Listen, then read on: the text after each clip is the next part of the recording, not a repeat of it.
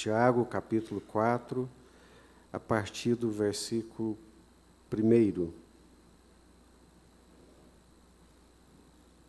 Encontraram? De onde procedem guerras e contendas que há entre vós? De onde? Senão dos prazeres que militam na vossa carne. Cobiçais e nada tendes. Matais e invejais e nada podeis obter. Viveis a lutar e a fazer guerras. Nada tendes porque não pedis. Pedis e não recebeis porque pedis mal, para esbanjardes em vossos prazeres. Infiéis, não compreendeis que a amizade do mundo é inimiga de Deus? Aquele, pois, que quiser ser amigo do mundo, constitui-se inimigo de Deus. Ou supondes que em vão afirma a Escritura: é com ciúme que por nós anseia o Espírito que Ele fez habitar em nós. Antes, Ele dá maior graça pelo que diz: Deus resiste aos soberbos, mas dá graça aos humildes. Sujeitai-vos, portanto, a Deus, mas resisti ao diabo, e ele fugirá de vós. Chegai-vos a Deus, e ele se achegará a vós outros. Purificai as mãos, pecadores, e vós que sois de ânimo dobre, limpai o coração. Afligi-vos, lamentai e chorai. Converta-se o vosso riso em pranto, e a vossa alegria em tristeza. Humilhai-vos na presença do Senhor, e Ele vos exaltará. Amém? Curva sua cabeça, vamos orar. Senhor nosso Deus e eterno Pai, o Senhor é o Deus das nossas vidas. Nós recebemos um chamado sobrenatural da parte do Senhor para a nossa salvação. Pela fé no nosso Senhor e Salvador Jesus Cristo, fomos reconciliados com o Senhor. Não somos mais teus inimigos, não estamos mais debaixo da tua ira.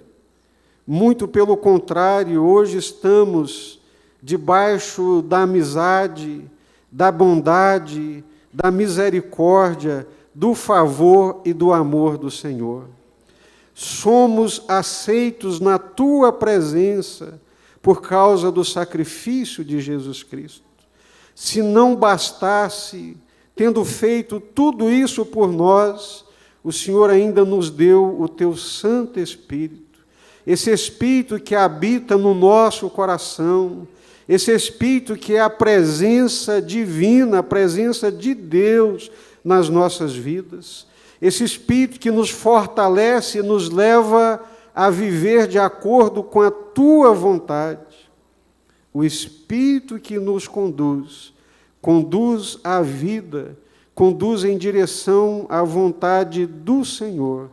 Por isso nós te pedimos nessa noite, Pai, em nome do Senhor Jesus, fala aos nossos corações. Desperta-nos, ó Deus, aqui nessa noite. Senhor, solta os pés que estão amarrados, as mentes aprisionadas pelo pecado, pela ignorância, ó Deus, pelo distanciamento, pelo esfriamento espiritual. Deus, em nome do Senhor Jesus, nós clamamos a Ti. Fala conosco. Realiza a obra do Senhor em nosso meio, em nossa vida, pois nós te suplicamos em nome do Senhor Jesus Cristo, Pai. Amém. Glória a Deus.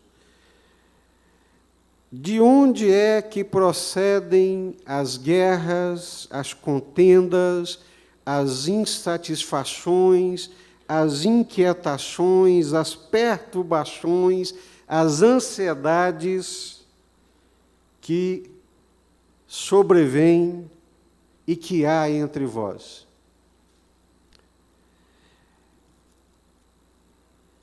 Eu luto para não ser uma pessoa pessimista, e Deus o sabe, por causa da bendita esperança do Espírito Santo dentro do nosso coração. Mas quando nós olhamos o cenário mundial, quando nós olhamos as coisas que vêm acontecendo a nível moral, quando nós olhamos para a vida dos crentes, povo de Deus, chamado para ser sal e luz do mundo, eu fico, como pastor, às vezes, muito inquieto na minha alma e no meu espírito, por ver que as mesmas inquietações que estão fora do arraial de Deus, lá no mundo, essas inquietações estão aqui dentro da igreja e no coração do povo de Deus e dos servos de Deus. Muitas inquietações, muitas demandas, o coração cheio, o coração pesado das inquietações decorrentes das coisas da vida e do tempo presente. A palavra de Deus está perguntando de onde é que vêm essas guerras? De onde é que procedem essas inquietações? E nós, como bons ocidentais que somos, temos uma dificuldade enorme para reflexão, para meditação. Nós não paramos para poder avaliar no silêncio da nossa alma, para perguntar para a nossa alma, para o nosso coração: espera aí, minha alma, por que você está tão inquieta? Por que você está tão perturbada, minha alma?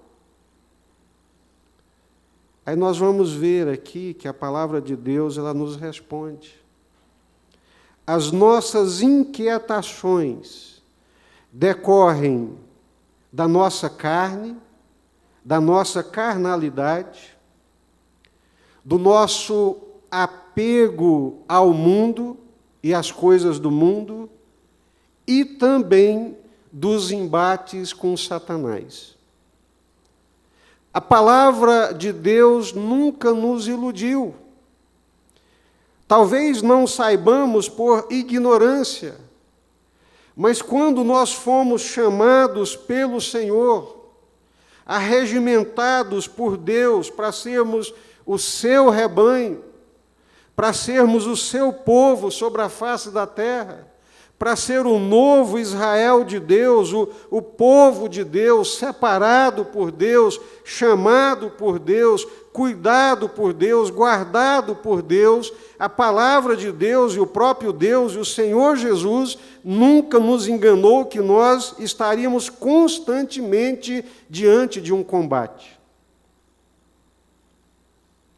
E que todo crente, todo servo de Deus, todo cristão, ele luta contra 3 inimigos ferrenhos, que não descansam, que estão sempre à espreita, todos eles arregimentados num só propósito, num só desejo, numa só ação, que é nos empurrar para fora do centro da vontade de Deus. Porque fora da vontade de Deus, nós ficamos à mercê. Fora da vontade de Deus, nós saímos do melhor lugar que existe para um ser humano estar. Não existe melhor lugar para um ser humano estar além do centro da vontade de Deus. O melhor lugar que mais preenche o coração, que mais dá vida, vontade de viver, alegria, disposição, ânimo, é o centro da vontade de Deus. Mas a carne, o mundo, Satanás, eles lutam arregimentados inteligentemente, num sistema bem estruturado para nos empurrar para fora da vontade de Deus.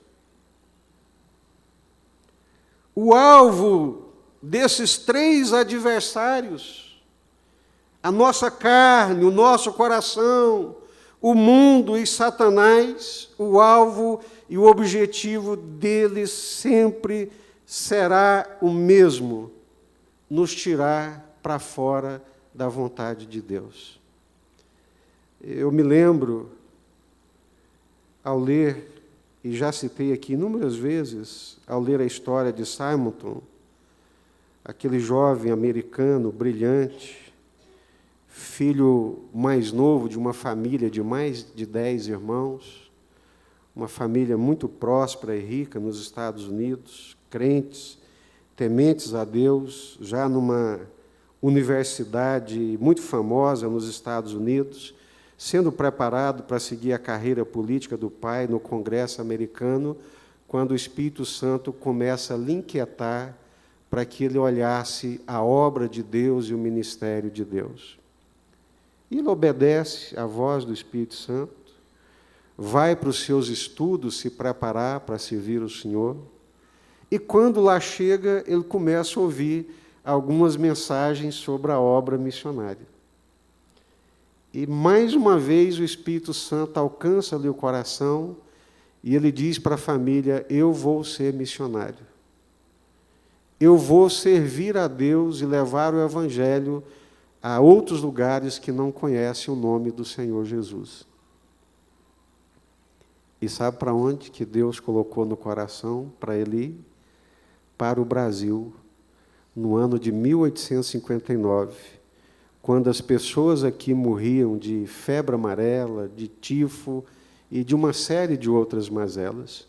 Quando ele disse para a família que Deus estava colocando no coração dele o desejo de vir para o Brasil, a família toda, a uma só voz, amedrontada, assustada, disse: meu filho, o que você vai fazer no Brasil? Pelo amor de Deus, as pessoas estão morrendo a rodo no Brasil, com febre amarela e com toda essa sorte de mazelas. E a resposta dele foi: o melhor e mais seguro para um lugar, para um ser humano estar, é no centro da vontade de Deus. O melhor, o mais seguro, o mais abençoador, extraordinária fortaleza, escudo, rocha, não é areia movediça, não traz insegurança, não é um lugar escorregadio. O melhor lugar para alguém estar é no centro da vontade de Deus. E todos nós que estamos aqui nessa noite, que conhecemos Deus, que conhecemos a palavra de Deus, nós sabemos perfeitamente quando nós não estamos andando de acordo com a vontade de Deus. E eu fico a pensar comigo mesmo nas minhas próprias lutas e pelejas. Sou eu mais forte do que o Espírito Santo? Vou pegar uma queda de braço com o Espírito Santo, sabendo que estou errado, sabendo que estou fora da vontade de Deus, sabendo em sã consciência, de acordo com a minha consciência cristã, de que eu não estou no centro da vontade de Deus? No caso do Simonton, era um lugar geográfico. Ele sabia que o centro da vontade de Deus para ele era fazer a obra missionária e fazê-la no Brasil. Mas estar no centro da vontade de Deus também pode não ser um lugar geográfico, mas pode ser uma conduta moral. Eu sei que não devo fazer essas coisas, mas mesmo assim insisto em fazê-las, ofendendo a Deus, atropelando o Espírito Santo de Deus, pegando uma luta e uma queda de braços com Deus. Não tem paz. É por isso que a palavra de Deus está dizendo: se o teu coração está inquieto, Se há contendas e perturbações na sua alma, reflita. Será que isso que eu estou vivendo, todas essas perturbações, inquietações, não é porque eu estou me deixando vencer por qualquer um desses três inimigos? De onde procedem guerras e contendas que há entre vós? De onde? Senão dos prazeres que militam na vossa carne. É bom que se diga, depois de tantas vezes, que carne não é necessariamente o corpo físico. Quando a Bíblia fala de carne, ela está falando de natureza humana, do coração que não se rende, do coração rebelde, da natureza pecaminosa. Porque se carne fosse corpo, e como alguns imaginam que seja, vou fazer um jejum para poder matar a carne. Vai morrer, magro, pele e ossos, e não vai matar a carne. Porque só tem uma coisa que mata a carne. Não que o jejum seja ruim, e não que ele não ajude, e não que não devamos fazer, devemos sim, faz parte da nossa vida espiritual, da nossa disciplina espiritual, jejuar. Jesus ensinou, João Batista, os discípulos, Paulo disse que muitas vezes em jejum. Mas sabe o que mata a carne? Sabe? Obediência. Só tem uma coisa que mata a carne, é a cruz de Jesus. Esse coração impenitente, rebelde por natureza, que não se conforma de maneira alguma com prazer e alegria à vontade de Deus. O nosso coração é inimigo contra Deus. Os nossos desejos, os mais profundos desejos que brotam da nossa alma, do nosso ser, do nosso coração, militam contra Deus e contra a sua vontade. O nosso desejo é de estar no trono. O nosso desejo é de ter o controle da nossa própria vida. O nosso desejo é de dar vazão à nossa própria vontade, ao nosso próprio querer. Estou exagerando? Estou falando somente de mim? Ou falo por todos nós? Pulsa dentro de nós um coração, uma natureza que é rebelde à vontade de Deus, que não quer se render a Deus e à sua vontade. Esse é o homem, essa é a natureza humana, essa é a carne. Eu me lembro um dia que os irmãos me perguntaram, ainda bem novo na fé, acho que o primeiro ano de ministério, chegaram para mim e me perguntaram: pastor, qual que é o nosso principal inimigo? É o irmão que está do meu lado e a hora que eu menos espero ele me dá uma facada nas costas? É o diabo? E eu fiz aquela oração relâmpago, né, que a gente faz: Deus, e agora? Espírito Santo, na hora não. O nosso principal inimigo, que está conosco todos os momentos, é o nosso próprio coração. É a nossa própria natureza.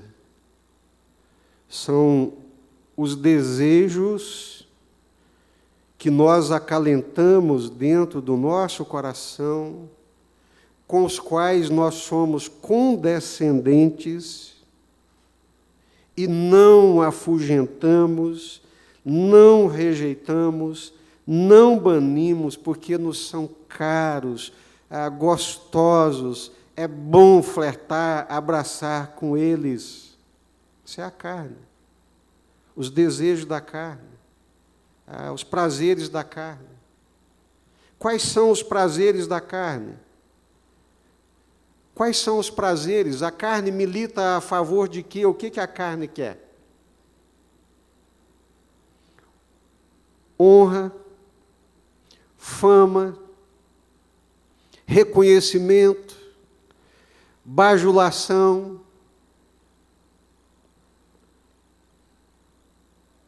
E todos os outros prazeres que envolvem os desejos do nosso coração. Então, habita dentro de nós um coração que, por natureza, é rebelde contra Deus.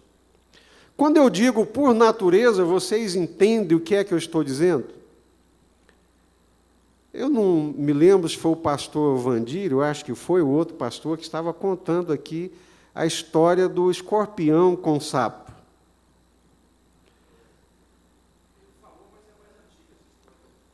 É antiga a história, né? Pastor Édio. A maioria de nós conhecemos, né? Quando eu digo que, por natureza, o nosso coração é rebelde, o nosso coração não quer se sujeitar a Deus, em nome de Jesus, entenda isso. Aceita essa verdade. Você não é a cereja do bolo, não é tão bom quanto você imagina. O que você tem de melhor foi corrompido, e corrompido pelo pecado. É a nossa natureza, é a essência do nosso ser. Então, conta-se que o rio transbordante, o escorpião queria atravessar o rio, e não podia porque não sabia nadar. Aí estava do seu lado o sapo que sabia nadar, e o escorpião chega para o sapo com muito jeito, né? Ô, compadre sapo, você poderia me levar nas suas costas, me atravessar para o outro lado. E o sapo, você está doido? Vai que você me dá uma ferroada no meio do rio, e eu morro afogado, e você vai junto também. Não, de jeito nenhum. Como é que eu vou fazer isso com você, meu amigo? Se eu te dou uma ferroada, morremos os dois. Tá ok. Jogou o escorpião nas costas. E vão atravessando o rio. O sapo nadando. Lá pela metade do rio, quase chegando, o escorpião não resistindo à natureza de escorpião, dá-lhe uma espetada. E o sapo, o que é isso? O que é isso? Não, é a natureza. Essa é a minha natureza. Conta-se também de um homem muito bom, amigo dos animais, da natureza, do meio ambiente, né? E que todos nós devemos, sim, ser. Um dia, ele andando no meio da geleira, ele viu lá a pobrezinha de uma cobra congelada num bloco de gelo. Oh, coitadinha, que dó. Pegou a cobra com aquele bloco de gelo, pôs no peito, acalentou aqui, e o gelo foi aquecendo e foi derretendo, e ela começou a aquecer, e quando ela estava bem quentinha, ele deu uma picada no peito. É a natureza. A natureza do nosso coração é rebelde contra a vontade de Deus. Nós temos uma luta diária, cotidiana, contra o nosso próprio coração. Nós deveríamos nos levantar todos os dias de manhã e fazer como a palavra de Deus nos ensina: Deus tem misericórdia de mim. Senhor, sopra as cinzas do meu coração. Senhor, limpa o meu coração. Senhor, muda essa natureza, Pai. Transforma, Jesus. Espírito Santo de Deus, poder transformador de Deus, opera na minha vida, opera na essência do meu ser, na natureza do meu ser, Senhor. Nosso primeiro inimigo é a carne.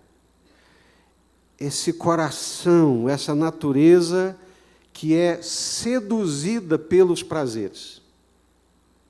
Prazer de comer, prazer de beber, o prazer sensível do sexo, da lascívia, todas essas coisas, disse Jesus, que brota do nosso coração. De onde procedem guerras, contendas? Do coração, da carne, a nossa natureza, o meu eu, a essência do meu ser luta contra Deus. E é tão sutil, irmãos, o nosso coração e a nossa carnalidade. À medida que a gente vai crescendo no Senhor e vai tendo mais um pouquinho de percepção pela misericórdia de Deus, nós começamos a perceber outras dimensões da carnalidade, que é o farisaísmo. Quando nós sutilmente e enganosamente nos iludimos e somos seduzidos, imaginando que, por saber as palavras corretas da Bíblia, nós estamos bem na fotografia. Por orarmos mais ou por jejuar um pouquinho mais, nós começamos, de uma maneira ilusória, a achar que nós temos um degrauzinho a mais de aceitação diante de Deus, e é uma ilusão. E a carne nos ilude. Quantas vezes nós ouvimos uma pessoa proclamando e falando em nome de Deus, mas a glória não é de Deus, a glória não é para Deus. Ele é um extraordinário comunicador, que se ele tivesse na televisão, ele faria do mesmo jeito, do mesmo modo, mas ele não tem o temor.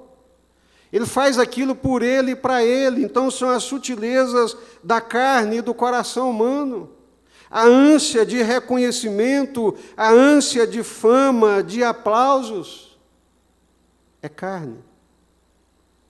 E quando nós fazemos alguma coisa em favor do outro e ficamos na expectativa de que sejamos reconhecidos, e quando não somos, nós amargamos o coração, é carne.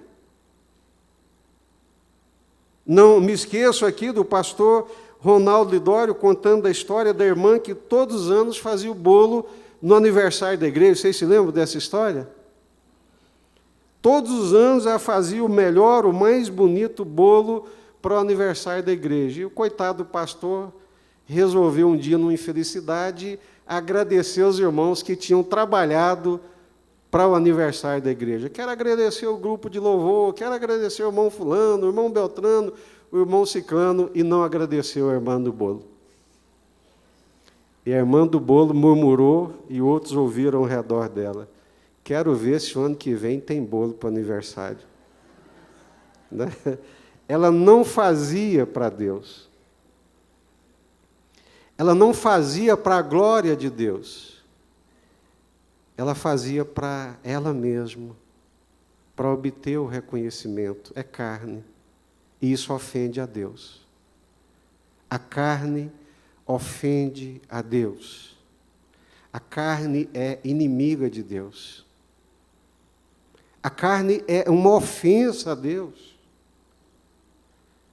A carne, ela fede, ela é purulenta, ela é podre, ela é nojenta às narinas de Deus. Porque ela não honra a Deus, ela não glorifica a Deus, ela não busca a glória de Deus. Por isso que em alguns momentos das minhas perturbações, das minhas amarguras, como todo ser humano, eu também tenho os meus momentos, mas aí eu paro e falo: Jesus Aparecido dos Santos Silva, eu sei de onde é que está vindo essa ansiedade, essa amargura, meu amigo. vai para a cruz. A única forma de nós vencermos a carne é nos sujeitarmos a Deus e à vontade de Deus. É pegarmos o nosso coração e metê-lo na cruz. Muitos casamentos não caminham, não andam, não vão caminhar, não vão andar, enquanto um cônjuge, o outro ou os dois não crucificarem, não abrirem mão dos seus direitos, não abrirem mão do que acham que é de direito, que deveria receber e não está recebendo, não vai caminhar, não vai andar, porque a carne, ela é egocêntrica, ela é maligna, ela é perturbadora, só pensa nela e só quer o bem dela, é carne. Muitas amarguras que acontecem dentro do casamento, muitas contendas, muitos conflitos, ou a maioria deles, você vai olhar, vai pesquisar e vai perceber que é por causa da carne, por causa da natureza humana.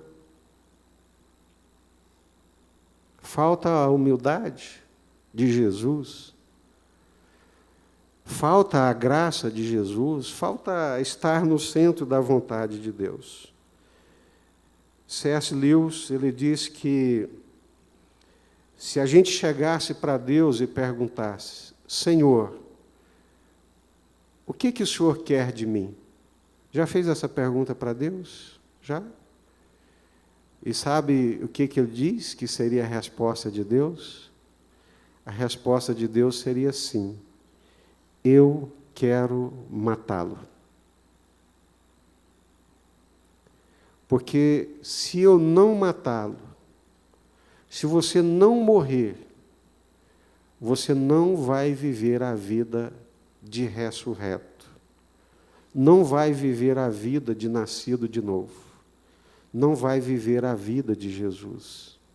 Então, esse inimigo que é a carne, ele é vencido quando nós obedecemos, quando nós nos sujeitamos à vontade de Deus, quando nós abrimos mão da nossa vontade, quando nós morremos.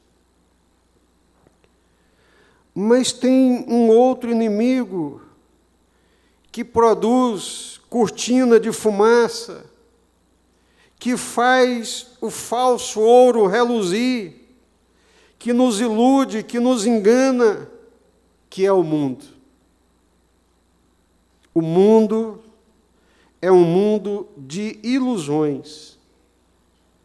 A alegria do mundo é mentirosa.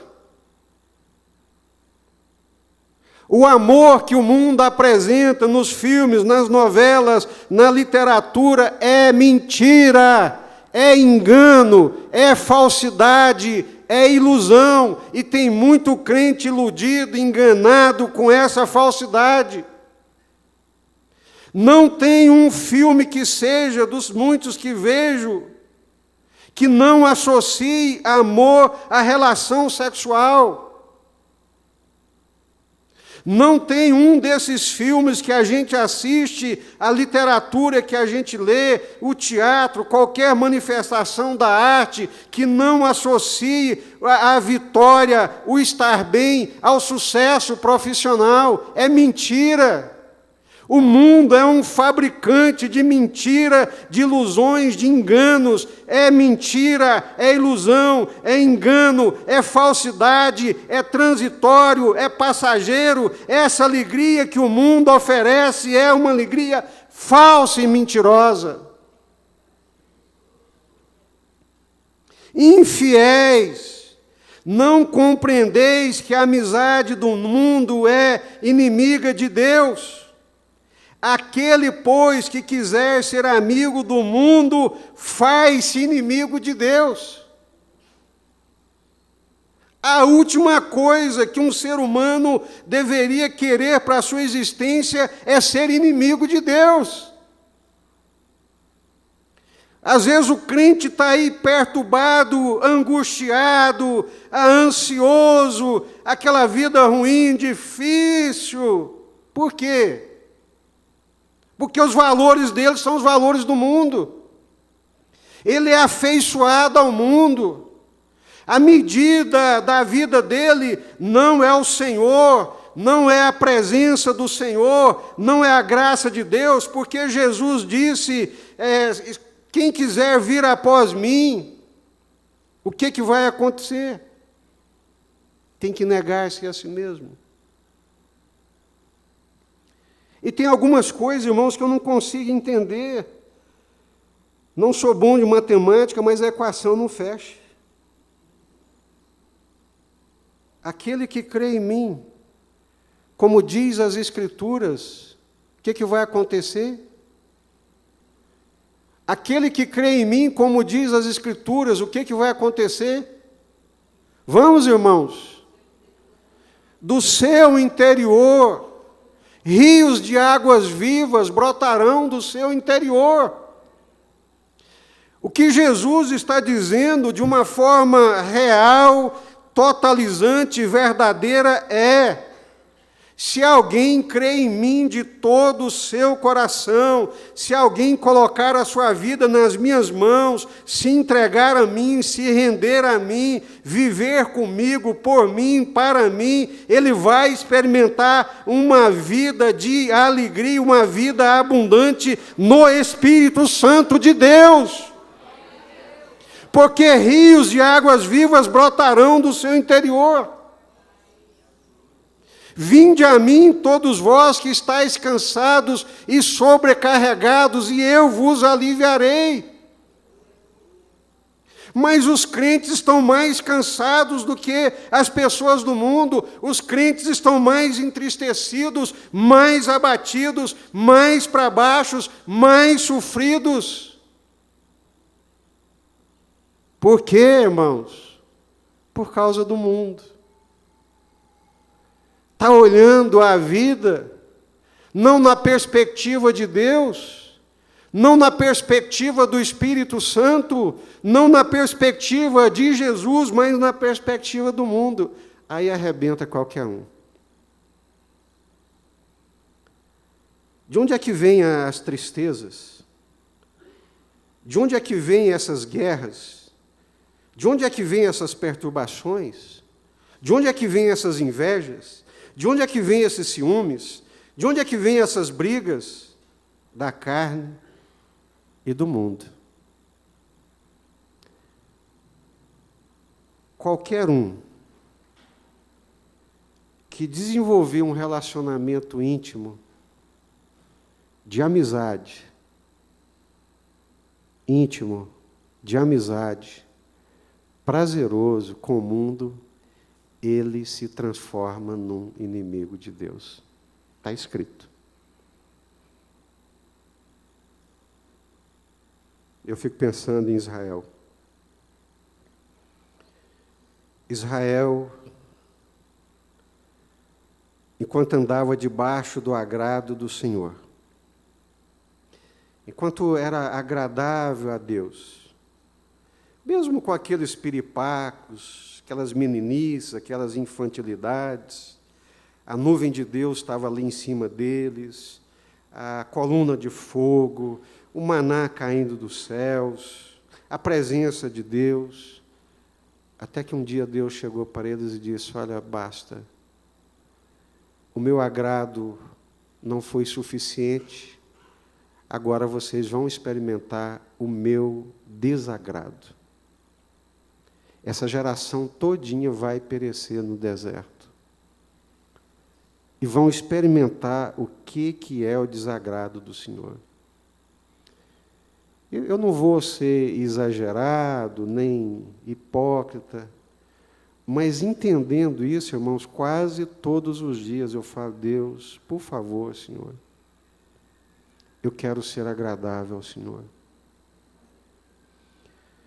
Eu posso não ter nada, absolutamente nada, e Deus sabe disso, mas se eu tiver o agrado do Senhor, se eu for agradável aos teus olhos, se eu for um bom perfume às tuas narinas, Senhor, é tudo o que eu quero, é tudo o que me basta. Porque o teu agrado, ser agradável ao Senhor, é melhor do que a vida. a tua graça é melhor do que a vida. Meus lábios te louvam, as minhas mãos levantarei, e cantarei e direi que a tua graça é muito melhor do que a vida. Agora, preste atenção em nome do Senhor Jesus.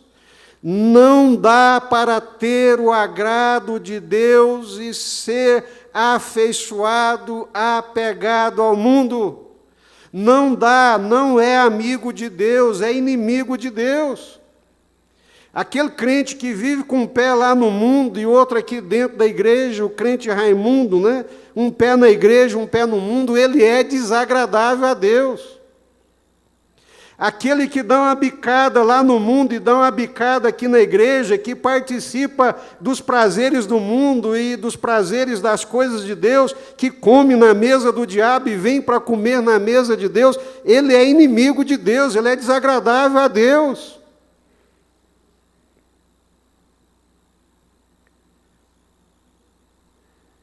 Infiéis, não compreendeis que a amizade do mundo é inimiga de Deus?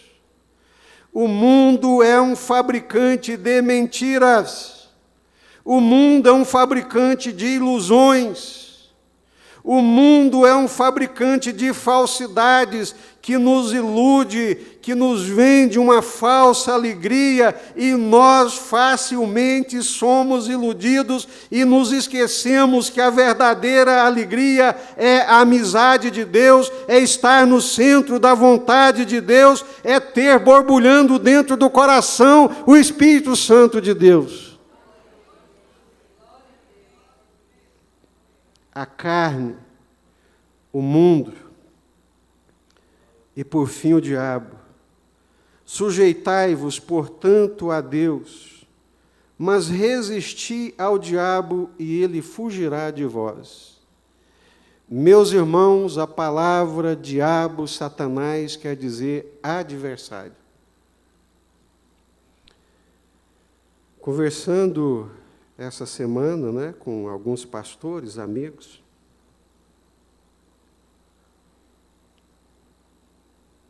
um deles compartilhando conosco que resolveram tirar um dia de oração, ele e a esposa, pelos filhos. Aquele dia específico da semana, toda semana, mês após mês, naquele dia, os dois juntos se prostravam de joelhos para orar pelos filhos. E ele disse que eles começaram uma semana, 2, 3, na quarta semana, a vida virou de ponta cabeça, a mulher ficou enferma, ele começou a ficar enfermado, o filho começou a olhar atravessado para ele com olhar de ódio, com olhar de raiva, e ele não está entendendo o que está acontecendo, e aquela luta, e aquela peleja espiritual, aquela angústia, aquele sofrimento, aquelas enfermidades, aquelas coisas perturbadoras, orando, clamando a Deus e Deus dando discernimento. É uma luta espiritual, é uma peleja espiritual, é Satanás se levantando contra a sua casa.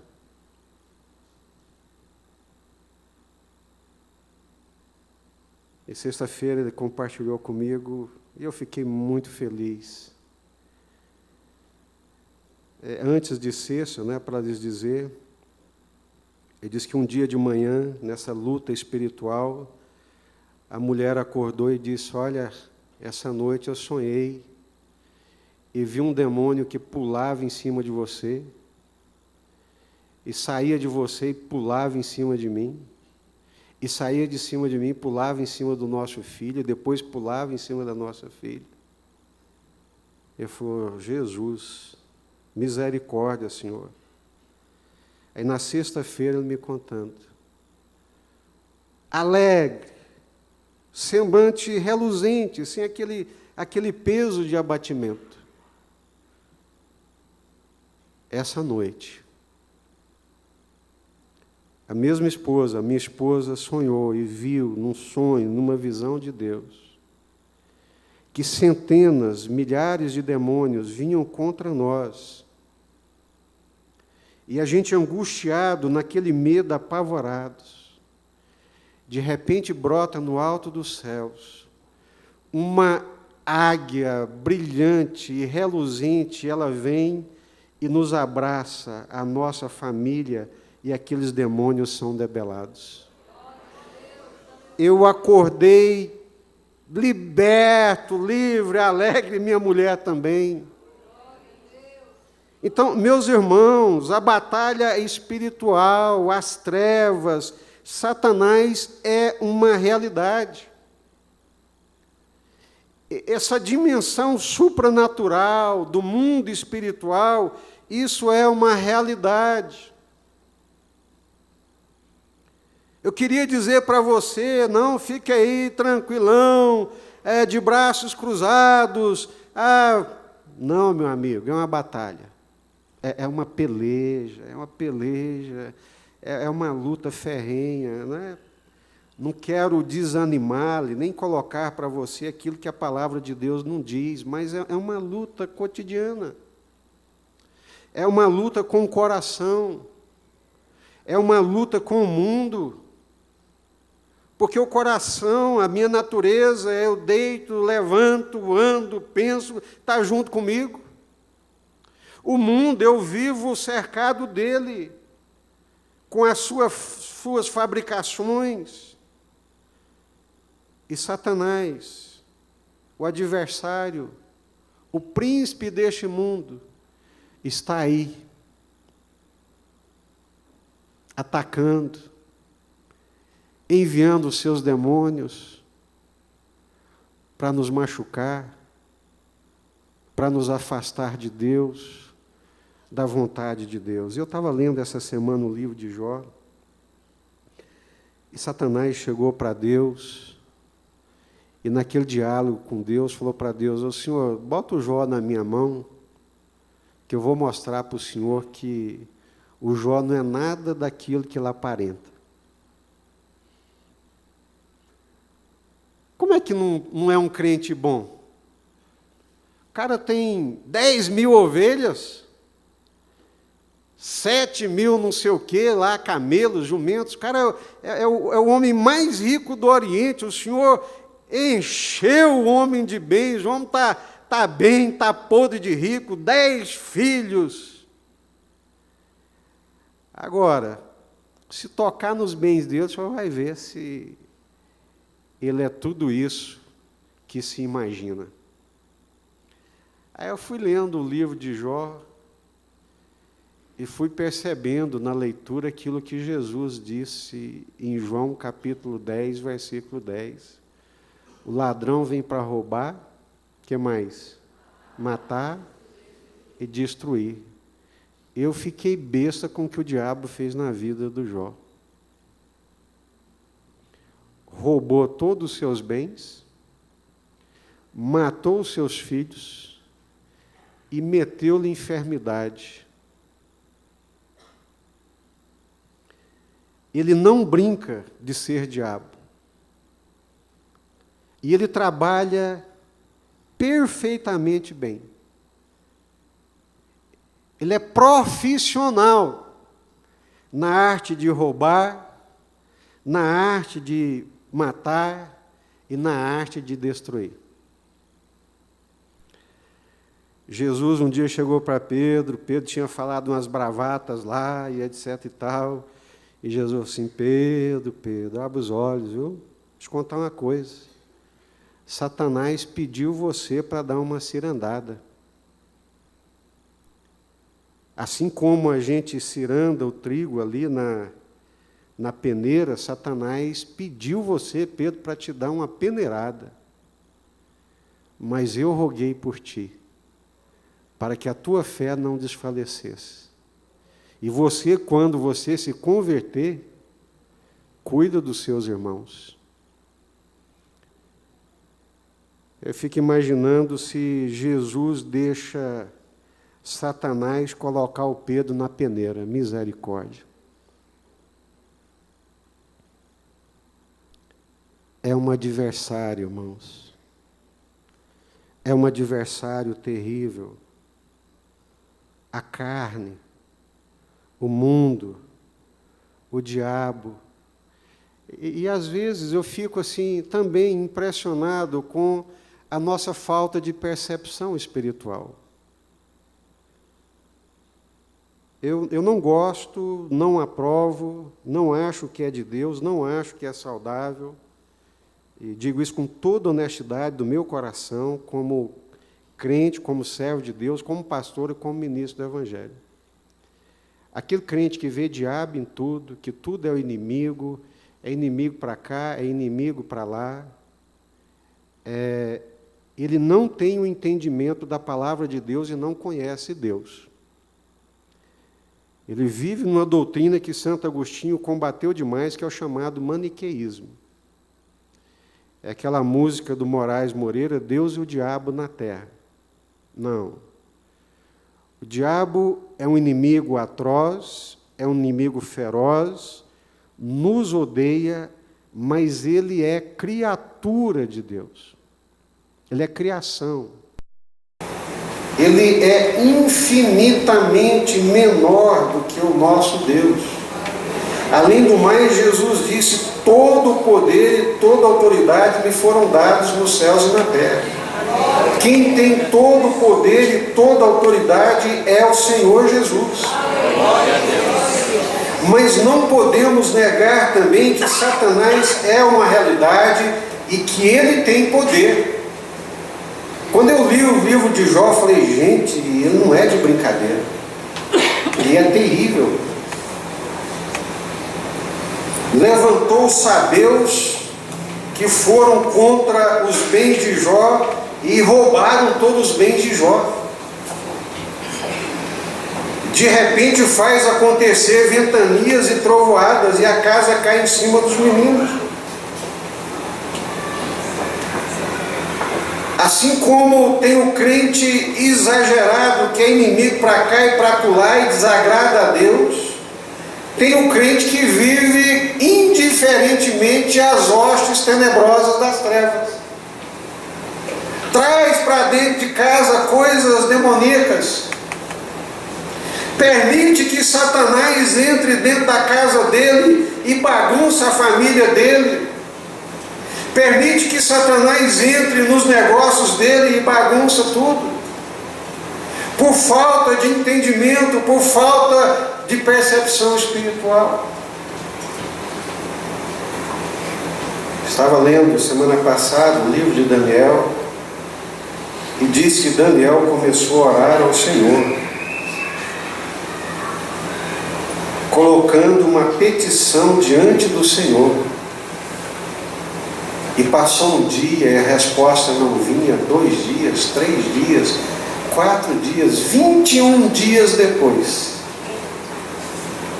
O anjo se apresentou diante de Daniel e disse, Daniel, homem muito amado, desde o dia que você começou a orar, o Senhor me enviou para responder a sua oração, porque os anjos são esses agentes de Deus.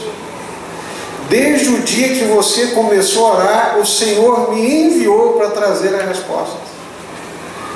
Mas durante 21 dias, o príncipe da Pérsia se me opôs. E só depois de 21 dias de uma batalha cósmica, é que eu cheguei aqui agora para trazer a sua resposta. Uma batalha espiritual. Mas só tem uma maneira de vencer ao diabo: com as suas hostes, com o seu furor. E está aqui no versículo 7, do capítulo 4 de Tiago. Sujeitai-vos a Deus, resisti ao diabo, e ele fugirá de vós. Preste muita atenção, porque essa ordem aqui não é casual, ela é intencional. Não está dizendo, em primeiro lugar, resistir ao diabo. Não. Está dizendo, em primeiro lugar, sujeitai-vos a Deus. Quando nós nos sujeitamos a Deus, Quando nós entramos debaixo da vontade de Deus, quando nós estamos em obediência a Deus, resistimos ao diabo e ele foge de nós. Agora, quando eu estou fora da vontade de Deus, em rebelião a Deus, não em sujeição a Deus, aí o bicho pega. Aí você pode dar beco, pode gritar, pode jogar sal, pode jogar óleo, pode fazer o que você quiser. Porque a coisa acontece e nós vencemos ao diabo pela vontade de Deus. Como é que Jesus venceu o diabo? Sujeitando-se à vontade de Deus. Quando nós entramos debaixo da vontade de Deus, quando nós entramos na obediência a Deus, além da paz que isso traz para o nosso coração, a certeza, a segurança e a convicção, o diabo ruge ao nosso redor, range os dentes, mas não vai fazer absolutamente nada, porque nós estamos guardados pelo Deus Todo-Poderoso. Agora, quando eu estou fora da vontade de Deus, entregue aos prazeres da carne, abraçado com o mundo, vivendo como o mundo vive, pensando da forma como o mundo pensa, entregue a essas ilusões do mundo, não me sujeitando a Deus, primeira coisa, eu não tenho paz. Me lembro, muitos anos atrás, novo convertido, um pastor já velhinho dizendo: a melhor coisa do mundo é quando eu deito na minha cama, ponho a minha cabeça no travesseiro, olho para cima como se estivesse olhando para os céus, olho para Deus e digo: Senhor, ó, bênção, Senhor, estou em paz com o Senhor, minha consciência está tranquila por causa de Cristo, mas também por causa da minha vida de arrependimento e de sujeição ao Senhor.